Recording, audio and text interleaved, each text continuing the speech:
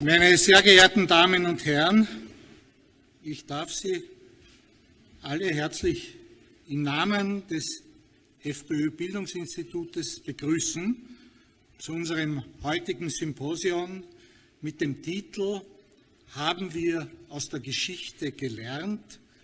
Neuer Antisemitismus in Europa“. Der Anknüpfungspunkt ist das Erinnern an die Novemberpogrome des Jahres 1938 und die Frage, in welchem Bezug dies zu unserer Gegenwart steht. Was sind die Novemberpogrome aus heutiger Sicht? Nur ein historisches Datum oder doch noch immer Mahnmal, so unverändert wie und damals Ausgangspunkt für fürchterliche Verbrechen. Vielleicht sind sie aber heute und ist das Gedenken heute noch aktueller im Hinblick auf gewisse Entwicklungen. Wie ist das heute mit der Judenfeindlichkeit? Welche Anfeindungen sind Juden heute ausgesetzt? Als Staat Israel, Juden in Europa und auch bei uns, unsere jüdischen Mitbürger. Es gibt doch tatsächlich konkrete Anzeichen für einen neuen Antisemitismus heute in Europa, fast ein Dreivierteljahrhundert nach dem Holocaust. Ich möchte nur ein Beispiel voranschicken. Die neueste Jugendstudie der Stadt Wien stellt fest, dass jeder dritte Muslim bei 47% der Jungmuslime Judenhass eine sehr große Rolle spielt. Soweit ein Szenario von den Menschen, die in den letzten 10, 20 Jahren großteils hereingeholt und hereingelassen wurden. Es wird heute vieles zu besprechen sein von sehr kundigen Politikern. Und daher möchte ich ganz herzlich die Teilnehmer zuerst einmal am Podium begrüßen. Gleich als Ersten ein wirkliches Beispiel von einem Politiker, der sehr, sehr viel für sein Land geleistet hat, nämlich Herr Raphael Eitan. Herzlich willkommen hier in Wien.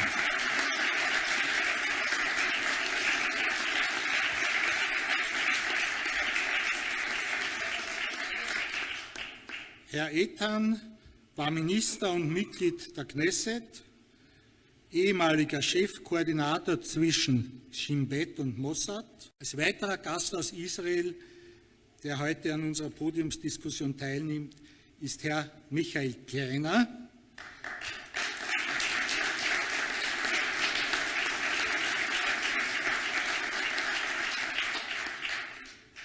Er war auch Abgeordneter der Knesset. Er ist Präsident des Likud-Parteigerichts, ein gefürchteter Parteirichter, und er ist Vorstandsmitglied des Ghetto Fighters House Museums. Das Novemberpogrom des Jahres 38, dessen wir gedenken mit diesem Symposion, um die Gegenwart zu bewältigen.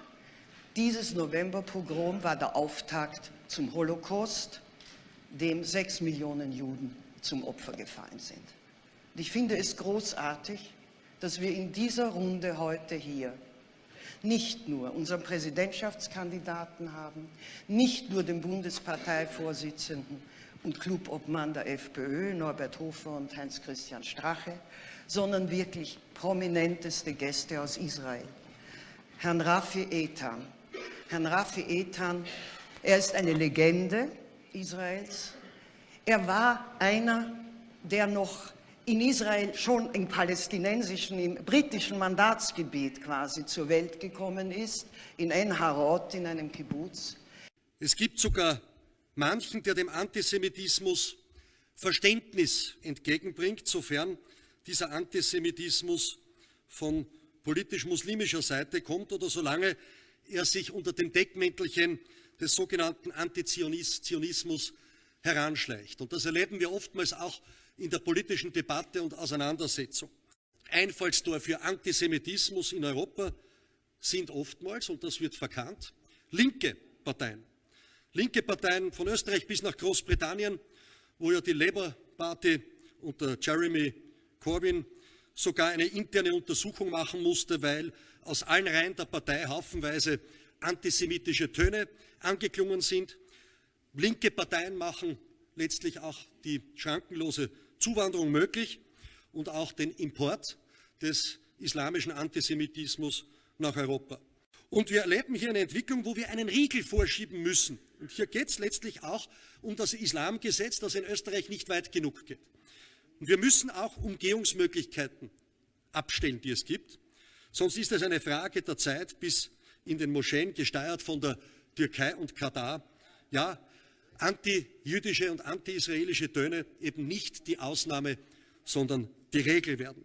Und als patriotische Freiheitspartei bekennen wir uns auch uneingeschränkt, selbstverständlicherweise, zum Existenzrecht Israels, zum Selbstverteidigungsrecht Israels. Kein anderes Land der Welt hat es je unter den Bedingungen andauernder Feindseligkeit geschafft, einen derartigen Standard an Rechtsstaatlichkeit, Demokratie und wirtschaftlicher Blüte zu entwickeln. Und wir widersprechen daher auch der jüngsten UNESCO-Resolution, denn Ostjerusalem ist und bleibt natürlich ein unablösbarer Teil Israels. Und wir haben auch hier eine Verantwortung, das auch als unsere Position entsprechend kundzutun. Und man darf als Patriot auch nicht die Augen verschließen vor linkem und islamistischem Antisemitismus. Ja, es gibt auch einen rechten und auch dort dürfen wir die Augen nicht verschließen. Das habe ich nie getan, sondern in meiner Verantwortung als Obmann immer dort, wo in unseren Reihen hier Fehlentwicklungen stattgefunden haben, auch klar und deutlich und konsequent Stellung bezogen und auch gegebenenfalls durchgegriffen. Aber wir erleben auch linken und islamistischen Antisemitismus. Und der eine nährt seine antisemitischen Stereotype, seinen Hass gegenüber Israel aus antinationalen Reflexen. Und der andere fundiert ihn religiös und politisch motiviert. Und hier reichen die Wurzeln eben auch leider tief bis in den interpretierten Koran. Und es ist besonders wichtig, dass wir letztlich auch diese Freundschaft Österreichs zu Israel aus unserer historischen Tradition heraus auch weiter vertiefen. Und ich weiß schon, Bruno Kreisky als ein ehemaliger österreichischer Bundeskanzler, der wird durchaus da oder dort auch kritisch betrachtet. Ja. Aber er hat seine neutrale Position gehabt und es ist auch eine gewisse Tradition, die uns Österreichern ausmacht. Und ich sage, diese Tradition wollen wir auch in Zukunft weiter fortsetzen, vertiefen, denn ich sage, wir haben so viele Freunde in Israel und so viele jüdische Mitbürger in Österreich, auch in der Kultusgemeinde, die uns heute auch tatkräftig unterstützen. Und ich freue mich daher auf diese Diskussion. Zuerst möchte ich einmal Ihnen danken. Ich möchte Ihnen dafür danken, dass Sie mich eingeladen haben und dass ich diesen Reden zuhören durfte, den Reden von Herrn Strache. Ich würde sagen, diese Rede sollte veröffentlicht werden. Und sie sollte in Israel und auch in den Vereinigten Staaten veröffentlicht werden. Ihre Rede sollte veröffentlicht werden. Dann möchte ich auch noch dem Herrn Norbert Hofer danken, dem ehrenwerten Herrn Norbert Hofer. Ich hoffe, dass er der nächste Präsident Österreichs wird.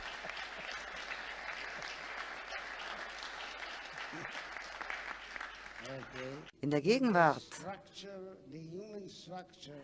in der menschlichen Struktur der Welt heute, vor allem mit dem Islam, der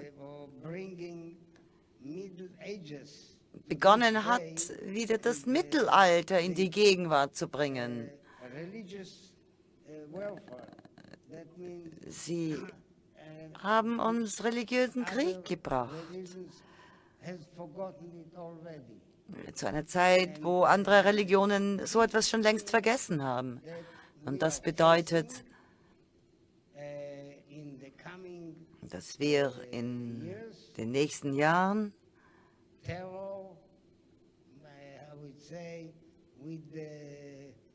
mit Terror rechnen müssen. Terror auf die eine oder andere Art.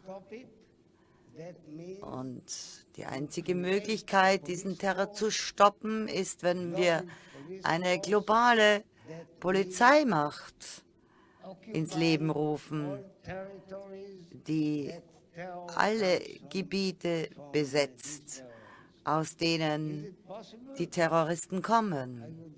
Sehr radikale Strategie, die Rafi Eitan, Terrorspezialist, was wirklich über Jahrzehnte beobachtet hat und bekämpft hat. Eine sehr radikale Antwort.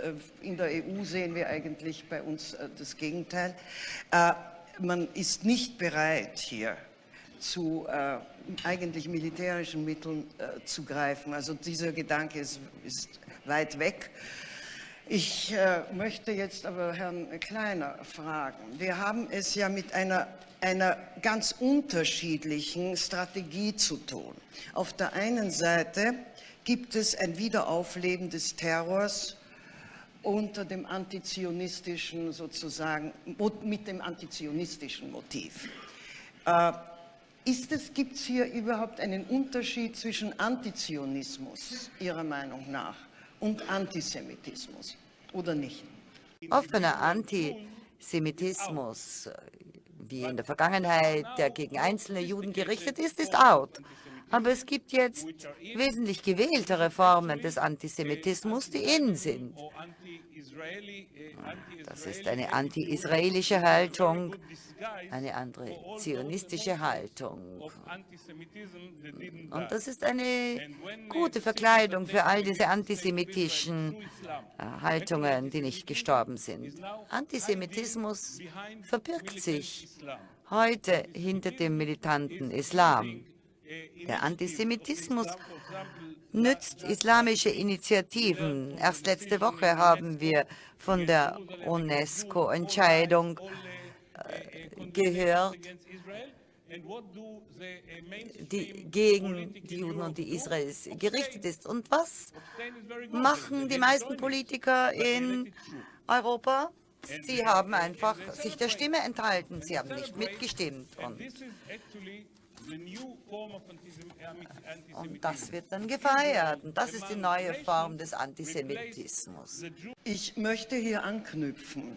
Es ist in der oft Propaganda in den Medien, wird die Ansicht sehr oft vertreten, überall, nicht nur bei uns, auch in Deutschland, auch in anderen europäischen Ländern, auch in den USA, und auch in palästinensischen bzw. islamischen Zirkeln und Vereinen, ja, dass gesagt wird, aus lauter schlechtem Gewissen gegen die Juden, aufgrund der Vergangenheit, sind sie jetzt gegen uns und eigentlich sind wir schuld auch daran, wir Europäer, wir Österreicher, Deutsche und, dass so viele Menschen jetzt auswandern, eine Kriegszone verlassen müssen, wollen, dass das ausgenützt wird von vielen anderen aus wirtschaftlichen Gründen, ist auf der Hand liegend. Und sie sprechen von sich sehr oft, wir sind die neuen Juden. Die Islamophobie ist der Ersatz für den Antisemitismus. Was sagen Sie dazu, Herr Kleiner?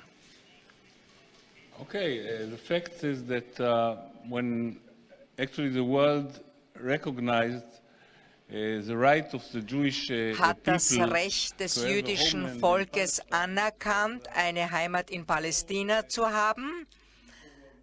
Das war vor dem Zweiten Weltkrieg, das war vor dem Holocaust, das war nach dem Ersten Weltkrieg, als viele arabische Staaten gegründet wurden.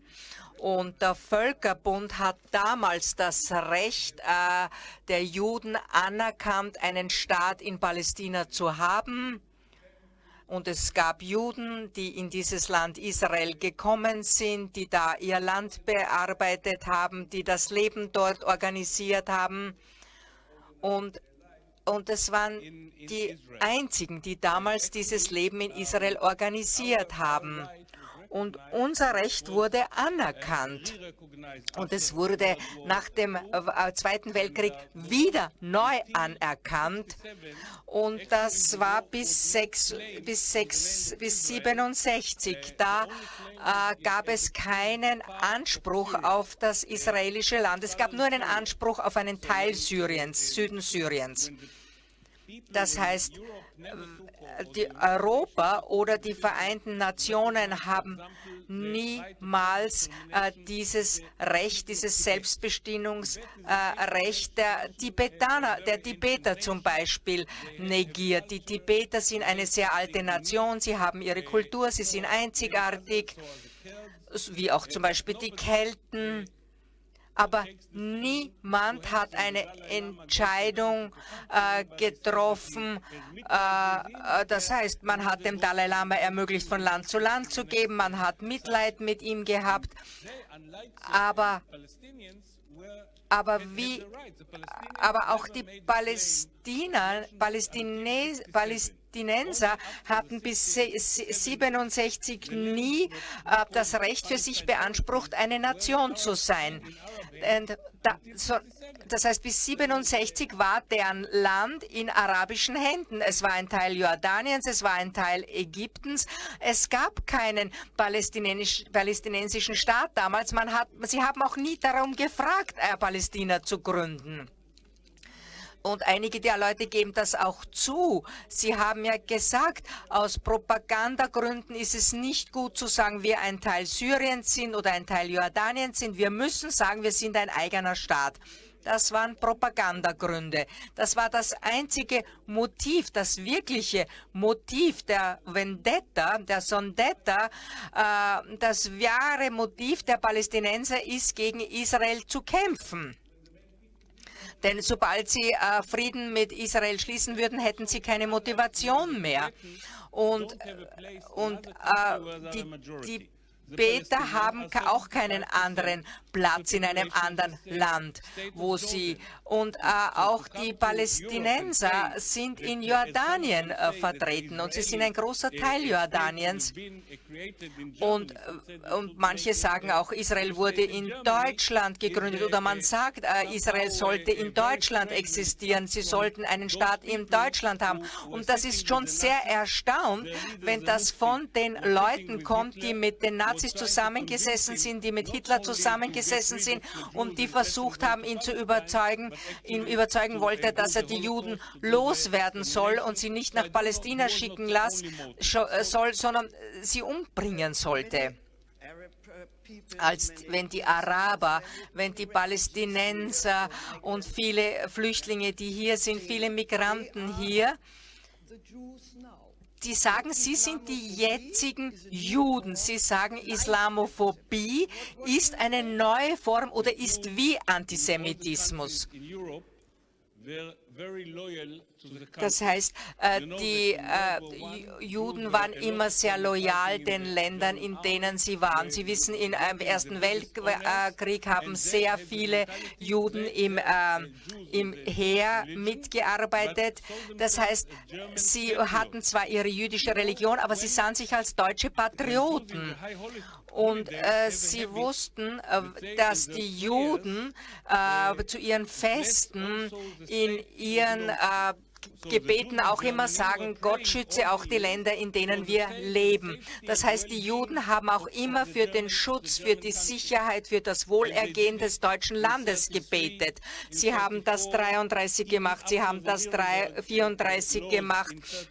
Das heißt, sogar als die neuen Gesetze 35 erlassen wurden. Auch damals sind sie noch in die Synagoge gegangen und haben für das Wohlergehen Deutschlands gebetet. Sie haben das bis 38 gemacht.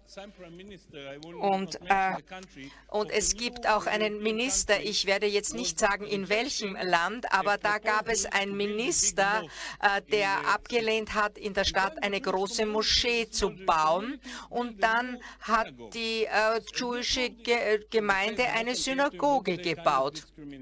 Und dann hat es geheißen, das ist eine Diskriminierung. Warum erlauben Sie eine Synagoge? Warum erlauben Sie nicht eine Moschee?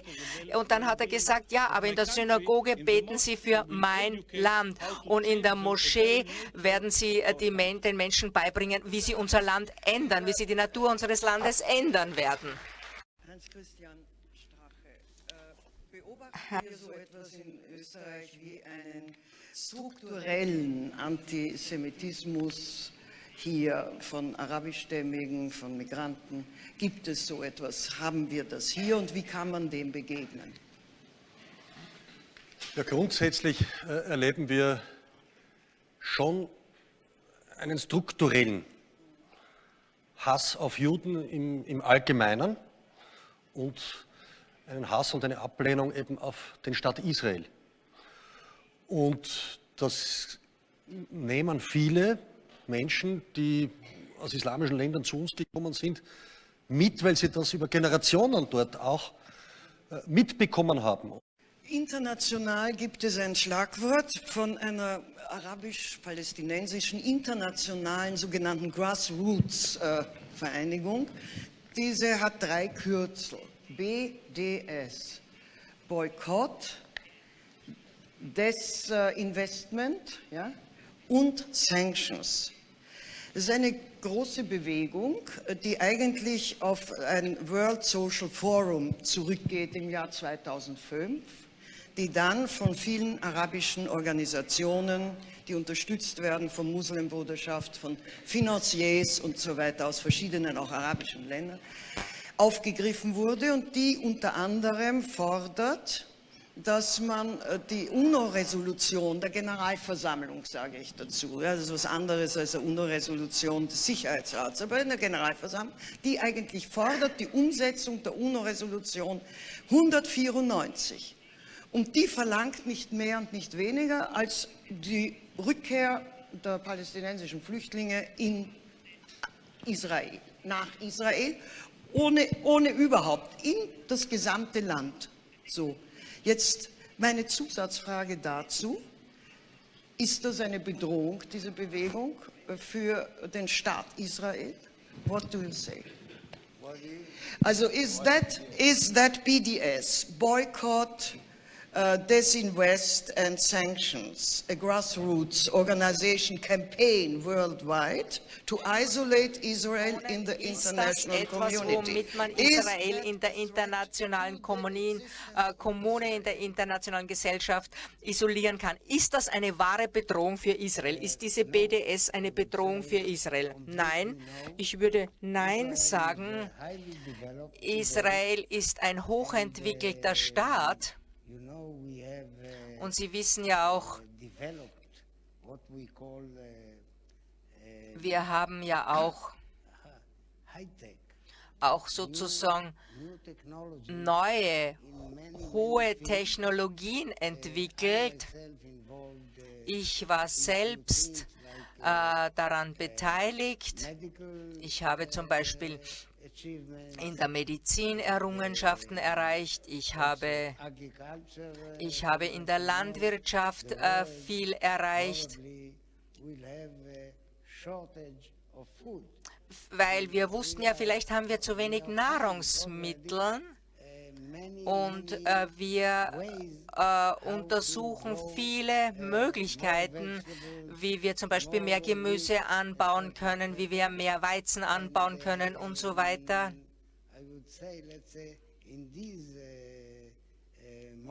Und gerade jetzt, gerade in diesem Moment gibt es circa 5000 neue Hightech-Projekte in Israel. Und das ist eine das hat keine Parallelen in anderen Staaten. Und daher wird BDS niemals erfolgreich in Israel haben, weil all diese Länder brauchen ja Israel. Verstehen Sie das? Mr. Strache was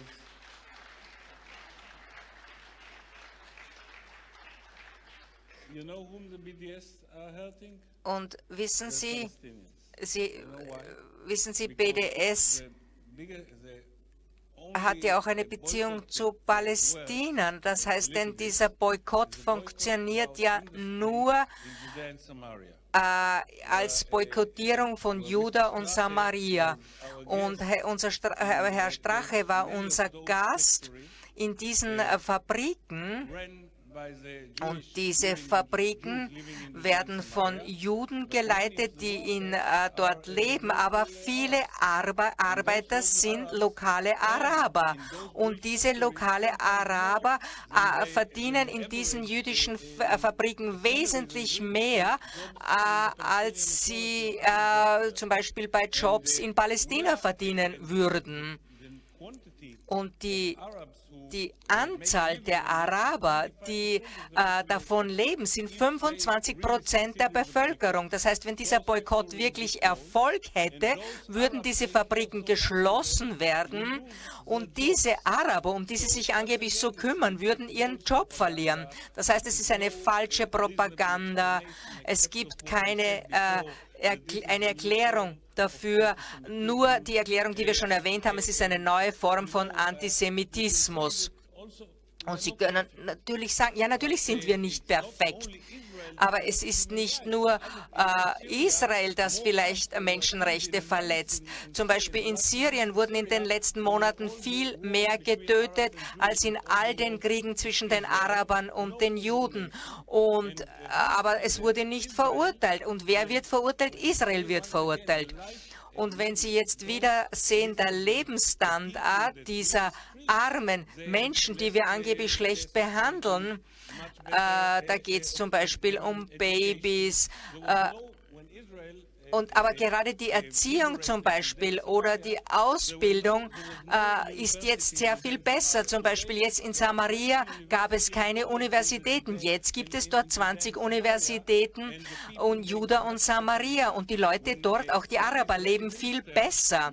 Und ein israelischer Minister, Viktor Lieberman, hat ja auch angeboten, eine arabische Stadt zu nehmen, Arich Sacham, und sie den israelischen Behörden zu unterstellten. Und dann glaube ich, das heißt, die Leute müssen ihre Stadt nicht verlassen, aber sie könnten damit ein Teil der Mehrheit werden. Sie wären keine Minorität mehr. Und was hat die Bevölkerung von Sacham gesagt? Nein, bitte machen Sie das nicht. Wir möchten lieber in andere Städte gehen, wir möchten lieber eine Minderheit in dem jüdischen Staat bleiben und wir möchten nicht eine Mehrheit im palästinensischen Staat sein. Das heißt, ich schlage jetzt der Welt vor, mit diesen Heuchlereien gegenüber Israel aufzuhören, sondern sie als normale Nation zu betrachten. Und noch einmal Antisemitismus, das ist die neue Form des Antisemitismus. Die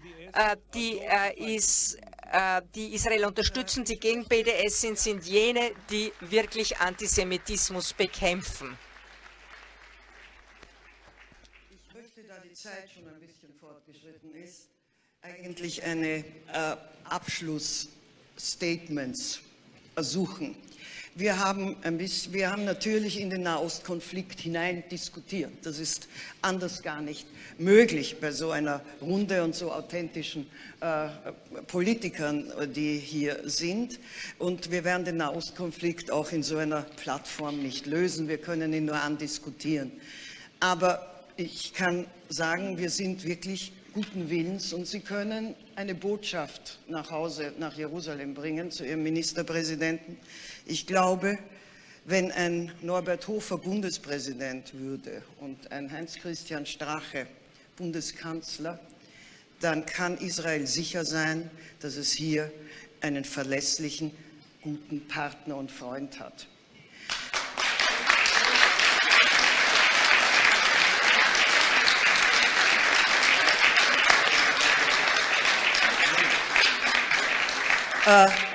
Wir haben es aber hier mit einer Zunahme von terroristischen Aktionen zu tun, die natürlich in einer Relation zur Einwanderung, zur Flucht, zu den Massen stehen, die hierher gekommen sind. Nicht alle aus den Kriegsgebieten, sehr viele aus allen Teilen der Welt, die hier eben auch einen wirtschaftlichen Aufschwung sich erhoffen. Und die aber geprägt sind ja, von einem Koranverständnis oder auch von einem Koran, wie er jetzt noch unreformiert ist. Wir haben ja die Reformation hinter uns, wir haben die Aufklärung hinter uns in Österreich und in Europa. Das hat der Islam so nicht.